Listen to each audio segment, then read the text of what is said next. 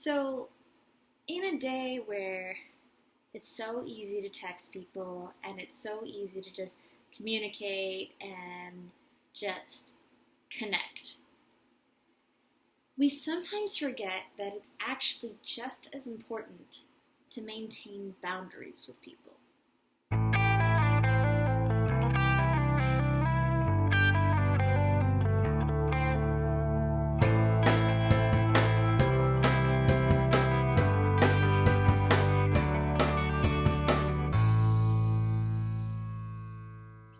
So, when I say boundaries, I don't necessarily mean you need to put walls up around people and you have to be like, I don't interact with humans. Ever. that's not boundaries. That's like if there were a spectrum and this is the side where you just kind of like you're open. You basically can say anything to anyone. It doesn't matter. Like you're always with people. You have no idea of personal space because you don't need to have an idea of personal space. The wall section would be on this side where it's you're walking around kind of suspicious of everyone, presuming that no one's going to want to like you, no one's going to be your friend. And really, both of these are very extreme. And for me personally, I think the best way to get through life and to just navigate everything in general is to be in the middle, where you state your needs, you really talk to people, but you're also not completely closed off, and you're not just saying, we can't be friends. You're saying something like, hey, I've had a really busy week, and I just don't have the capacity to be around people right now.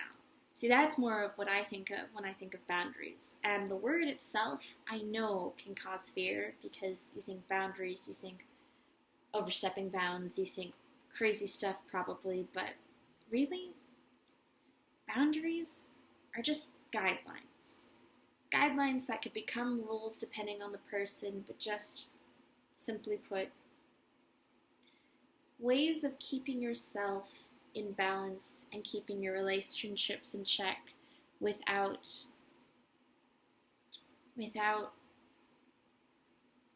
being too much or too little. So let me give you an example. So confession, I've had many people who claim to be my best friend, who have said they are my best friend or they are the closest person. And while it's true to an extent, if you look at like the amount of time we've spent together, I find my best friends are the people who let me have my space when I need it. And they're the people who I don't always have to see because I love them so much and I appreciate them so much that it's not necessary to be texting 24/7. Now, that doesn't mean that I don't love those friends I always get to see. I think they're some of the coolest people, and I love hanging out with people. It gives me energy. But for me, my real MVPs are the people who understand when I'm saying I can't socialize right now or I just can't hang out.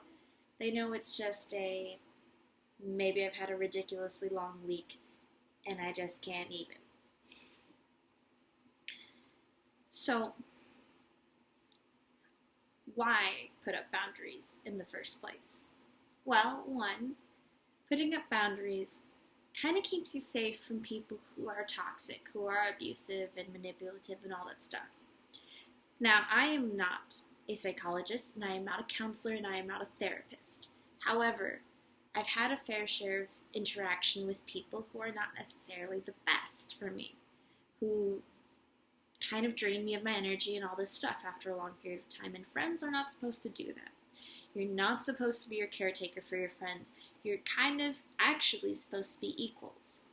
So when there's someone who kind of just zooms into your life and ignores your requests to like have some alone time or says, no, let's just have fun, let's do all this. It's one thing if you both are interested in like just going everywhere all the time, It's another thing when they're just kind of pushing you along and you feel like you just can't breathe and you don't really know how to communicate your needs.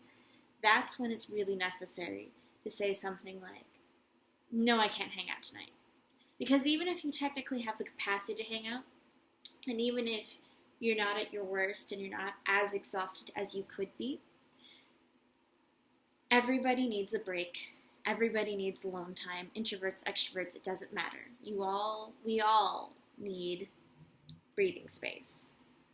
And that's why it's sometimes necessary to draw a line and say, please respect my space.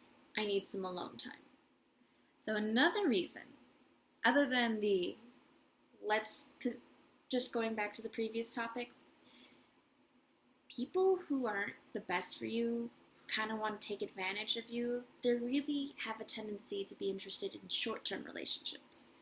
So if you're gradually building a friendship, and if you're slowly like not just giving them everything, but also not just kicking them out all the time, they're less likely to be interested in you for a short-term gratification, a short-term relationship that'll just give them that adrenaline rush they need or whatever they need. So those boundaries really do help you. Now, another point is that you have more reason to appreciate people when you don't get to see them all the time.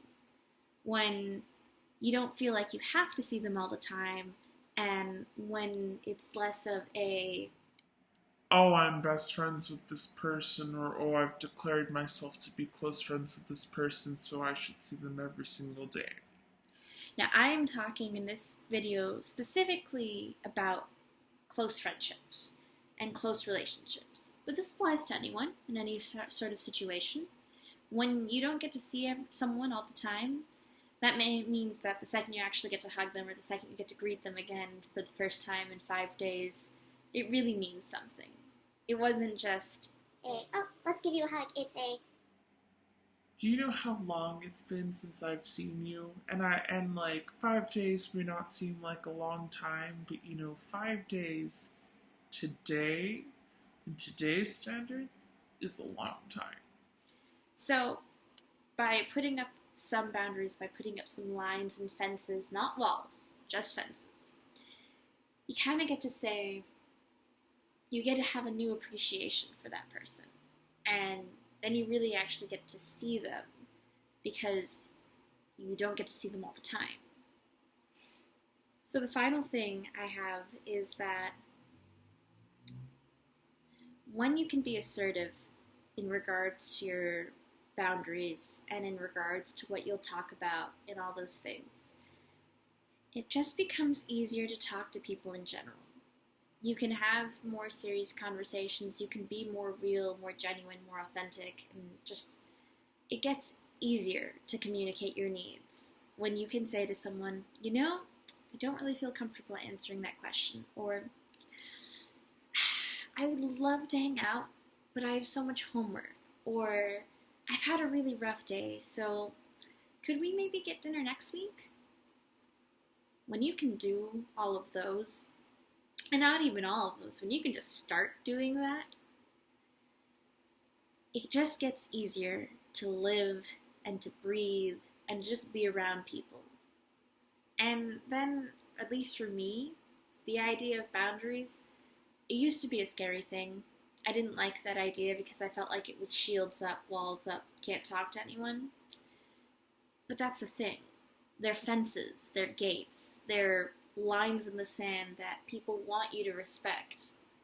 And yes, you can cross them, and yes, you really shouldn't cross them depending on the boundary, but just because someone needs to put boundaries up today, or isn't giving you everything you want, or maybe you want to see them more than you can, whatever, doesn't mean that's how it's always going to be.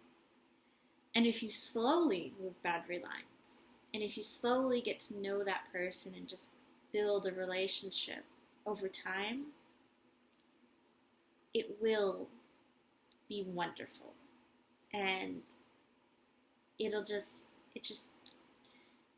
it's so much more healthy and it's so much more fun. So that's all I've got for you today. Um, if you want to talk more boundaries, I know I love talking about everything I bring up on my channel, but this is something that's near and dear to my heart because it's something that used to scare me and I couldn't talk about it. And now I want to talk about it, and I want people to feel comfortable enough to talk about it. So, if you want to talk, leave a comment. If you enjoyed this conversation, give a thumbs up. And of course, feel free to check out my channel. There's self-care tips, there's college tips, there's a bunch of tips, all the tips. You get a tip, and you get a tip, and we all get tips, because, yeah. And I hope you have a great day. Doodles.